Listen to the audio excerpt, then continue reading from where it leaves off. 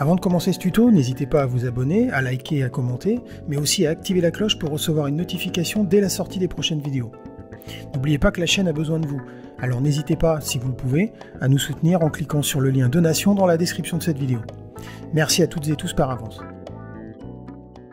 Bonjour à toutes et tous, dans cette courte vidéo, je vous propose de voir et surtout de comprendre pourquoi la réindexation pourrait vous permettre de résoudre certains problèmes. Alors tout d'abord, qu'est-ce que la réindexation ? Effectuer une réindexation signifie que Logic ira examiner deux emplacements en particulier pour vérifier s'il y trouve des boucles Apple, en l'occurrence des Apple Loops. C'est à ce moment-là que Logic va créer ou mettre à jour une base de données qui stockera non seulement le nom des Apple Loops, mais aussi leurs métadonnées. Cette base de données s'appelle loopsdata-v, le numéro de version .db, et elle est stockée dans votre répertoire utilisateur. Je vais vous montrer où ça se trouve. Donc ici, dans votre disque système utilisateur, votre nom d'utilisateur. Ensuite, dans musique, dans audio music apps et dans database. On voit d'ailleurs que le fichier loops database v, ici 10.db, est bien présent. Automatiquement, et dès le lancement de Logic, l'application ira lire le contenu de cette base de données, puis reportera les informations trouvées dans le navigateur de boucle. Alors maintenant, pourquoi réindexer, me direz-vous? Eh bien, il y a deux raisons. Tout d'abord parce que vous avez ouvert Logic et que vous n'y trouvez plus aucune boucle dans votre navigateur de boucle. Deuxième hypothèse, votre fichier de base de données est corrompu et par conséquent, vous n'avez aucune boucle Apple Loops qui apparaissent dans le navigateur de boucle.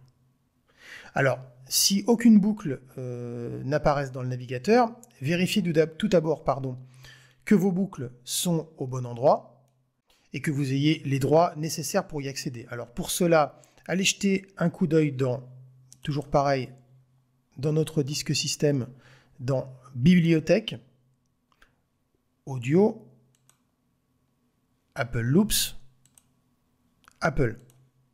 Ici, vous devriez voir l'ensemble des Apple Loops que vous avez pu installer, tout ou partie d'ailleurs, puisqu'on sait qu'on peut télécharger le kit de base entre guillemets, puis ensuite installer les éléments successivement comme bon vous semble en fonction de l'espace disque que vous avez à disposition.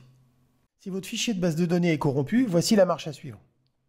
Il va falloir supprimer le fichier .db dont on a parlé en tout début de vidéo. Donc il va falloir se rendre dans, ici, utilisateur, le nom d'utilisateur, choisir le répertoire musique, ensuite audio musique app, database et supprimer ce fichier-là.